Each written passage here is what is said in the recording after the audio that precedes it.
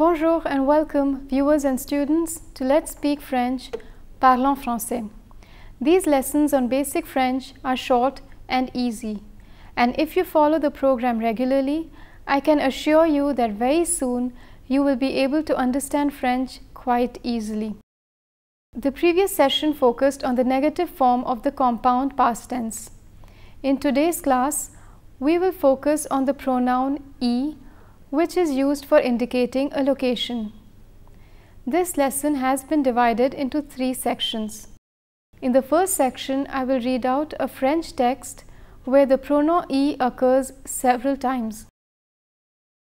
Then in the next section, I will explain all about this pronoun. And finally, in the third section, we will do an exercise to revise what we learned in today's session.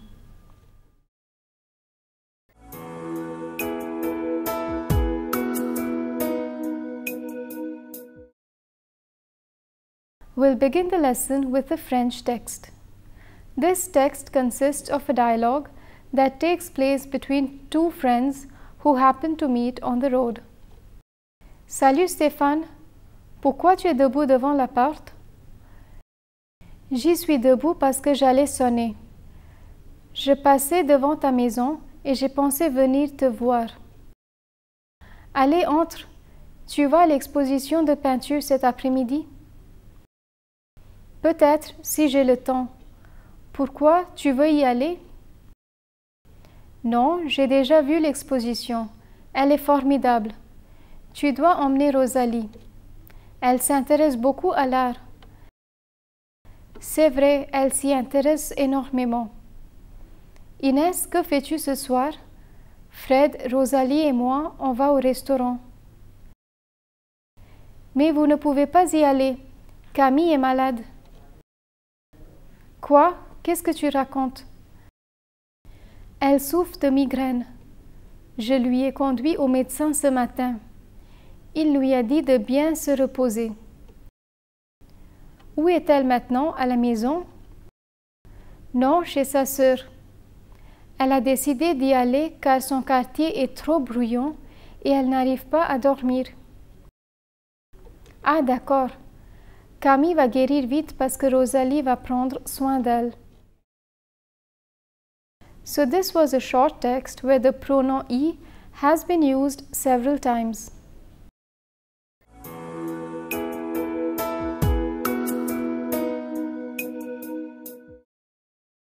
In the next section, I will explain to you all about this pronoun. The pronoun "e" is a tiny word and one may think it is of no consequence. But in reality, this pronoun is very important.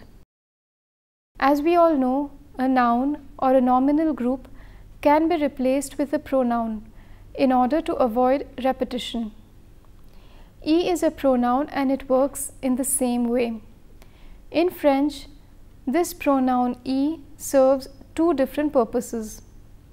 We will examine each of its uses separately. I will first explain what this pronoun replaces. Then I will explain its position in a sentence. The primary function of the pronoun "e" is to replace a location. When the pronoun "e" substitutes a place, it can be translated into English as there. This location is not limited to a geographical name, but includes any place such as under the carpet, behind the bank, etc. Let's consider the following example. Tu vas au théâtre aujourd'hui? Non, j'y vais demain. This example translates as, are you going to the theatre today? No, I'm going there tomorrow. The noun that is replaced by the pronoun "e" is théâtre. However, if you watch closely, you will find that it is not just the noun théâtre, but also the preposition that precedes it that has been replaced. This happens in English as well. They replaces to the theatre and not just theatre. Let me repeat. Tu vas au théâtre aujourd'hui? Non, j'y vais demain. This example translates as, Are you going to the theatre today? No, I'm going there tomorrow. The noun that is replaced by the pronoun E is théâtre. However, if you watch closely, you will find that it is not just the noun théâtre, but also the preposition that precedes it that has been replaced. This happens in English as well. There replaces to the theatre and not just theatre. There are a number of prepositions of location in French, but those that are used most frequently are à, en, dans, devant, derrière, sous, sur, and chez. I'll again repeat the words à, en, dans, devant, derrière, sous, sur, and chez. So when any of these 7 prepositions are followed by a location, the preposition along with the location can be swapped for the pronoun E. In the text, we have 4 instances where the pronoun E replaces a location and the preposition that precedes the location. Pourquoi tu es debout devant la porte? J'y suis debout parce que j'allais sonner. Why are you standing in front of the door? I'm standing there because I was about to ring the bell. In this sentence, E replaces the prepositional phrase devant la porte. If Stéphane had repeated the location, his reply would have been Je suis debout devant la porte parce que j'allais sonner. Tu vas à l'exposition de peinture? Pourquoi? Tu veux y aller? Are you going to the painting exhibition? Why? Do you want to go there? Here, E replaces the prepositional phrase à l'exposition de peinture. If this location were to be repeated, the question would be Pourquoi tu veux aller à l'exposition de peinture?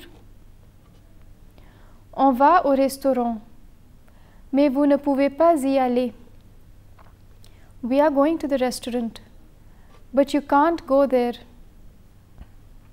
In this example, we find that E takes into account the different inflected forms of the preposition a as well. O is a contraction of the preposition a and the definite article le. If we replace E with the prepositional phrase, Inès' remark would be Mais vous ne pouvez pas aller au restaurant. Elle est chez sa sœur. Elle a décidé d'y aller car son quartier est trop bruyant. She is at her sister's place. She decided to go there because her neighborhood is too noisy. In this example, E replaces chez sa sœur. Had the pronoun E not been used, the sentence would have been Elle a décidé d'aller chez sa sœur car son quartier est trop bruyant. In French, substituting a prepositional phrase of location for the pronoun E not only makes the sentence shorter, but also more elegant. Unnecessary repetitions weigh down sentences, making them heavy and monotonous.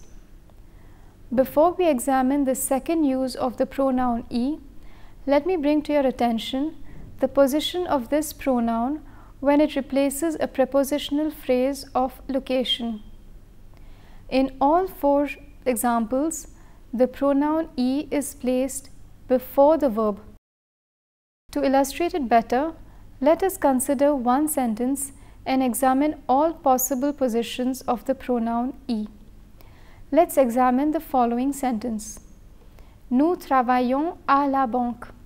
We work in the bank.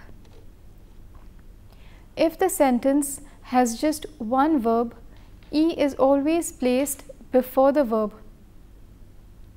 Nous y travaillons. We work there. Nous n'y travaillons pas. We are not working there.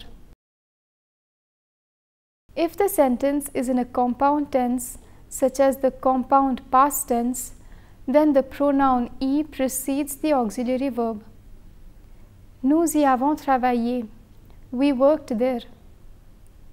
Nous n'y avons pas travaillé. We didn't work there. If the sentence has two verbs, the pronoun precedes the second verb. Nous aimons y travailler.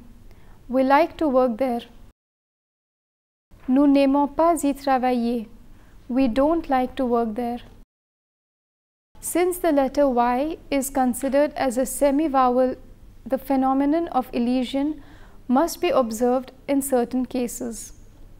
The second use of the pronoun y is restricted to a few cases only. There are several idiomatic expressions such as penser à, réfléchir à, to think about, s'intéresser à, to be interested in, obéir à, to obey, assister à, to be present, participer à, to participate in, répondre à, to reply. I'll again repeat the words.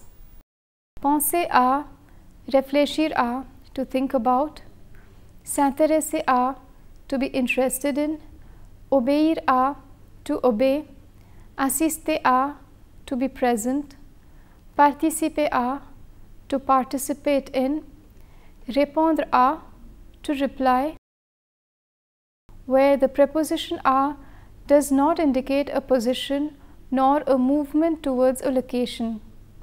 In such instances, the pronoun y can be used to replace the noun or nominal group that is the object of the preposition à. In English, this particular usage of y can be translated as it. Let me illustrate this point with examples. Je pense à mon enfance. J'y pense. I'm thinking of my childhood. I'm thinking of it. Nous avons assisté à un match de tennis. Nous y avons assisté. We were present at a tennis match. We were present there. However, one must bear in mind that if the object is a person, one cannot use the pronoun y. Elle ne répond pas à la lettre. Elle n'y répond pas. Elle ne répond pas à sa mère. Elle n'y répond pas.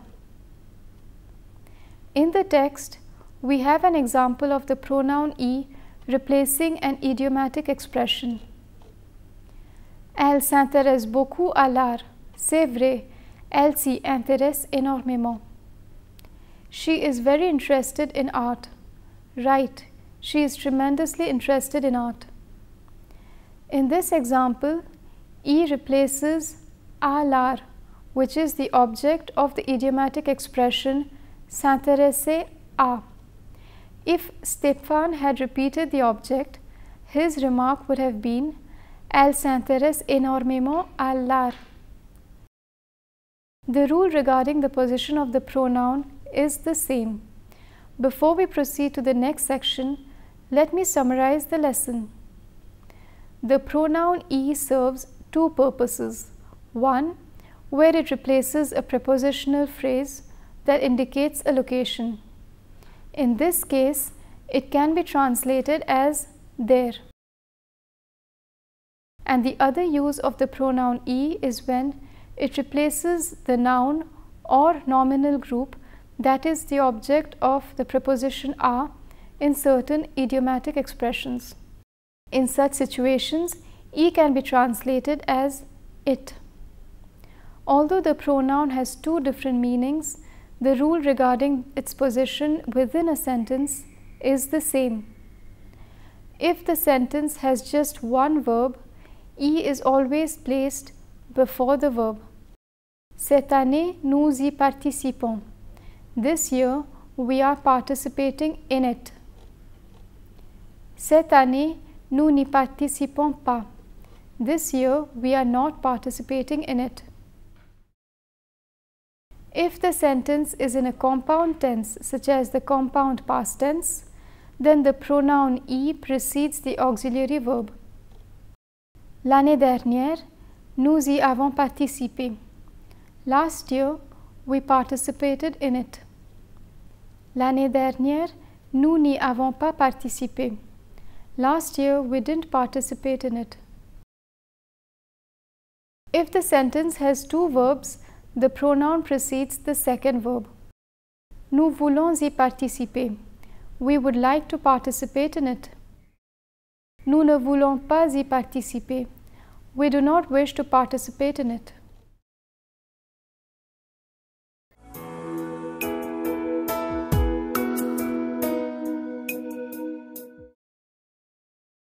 In this third section, we will revise what we learned in today's session on the pronoun E. A short exercise has been provided below. We need to reply to the questions using the pronoun E. Avez-vous cherché sous les meubles? The prepositional phrase sous les meubles will be replaced with E. The pronoun will precede the auxiliary verb. So in the affirmative form, the answer would be oui, nous y avons cherché. In the negative form, E will be placed between ne and the auxiliary. Non, nous n'y avons pas cherché. Tu vas au musée avec tes parents? The prepositional phrase au musée will be replaced with E. The pronoun will precede the verb. So in the affirmative form, the answer would be oui, j'y vais avec mes parents. In the negative form, E will be placed between ne and the verb. Non, je n'y vais pas avec mes parents. Vous avez un pommier dans le jardin? The prepositional phrase dans le jardin will be replaced with E. The pronoun will precede the verb. So in the affirmative form, the answer would be oui, nous y avons un pommier. In the negative form, E will be placed between ne and the verb. Non, nous n'y avons pas un pommier. Cet hiver, ils veulent faire un voyage en Suisse. The prepositional phrase en Suisse will be replaced with E. The pronoun will precede the second verb. So in the affirmative form, the answer would be oui, cet hiver, ils veulent y faire un voyage. And in the negative form, it would be non, cet hiver, ils ne veulent pas y faire un voyage. On peut écrire sur cette feuille blanche? The prepositional phrase sur cette feuille blanche will be replaced with E. The pronoun will precede the second verb. So in the affirmative form, the answer would be oui, vous pouvez y écrire. And in the negative form, it would be non, vous ne pouvez pas y écrire. With this, we come to the end of our third lesson. This lesson was divided into 3 sections. In the first section, I read out a French text in which the pronoun E occurred several times. In the second section, I explained the 2 different uses of this pronoun. We also learned about its various positions within a sentence. And finally, in the third section, we revised today's lesson by doing an exercise. I hope you enjoyed today's session. In the next session, we'll examine the pronoun en. I hope to see you in the next session. Thank you and à bientôt. See you soon.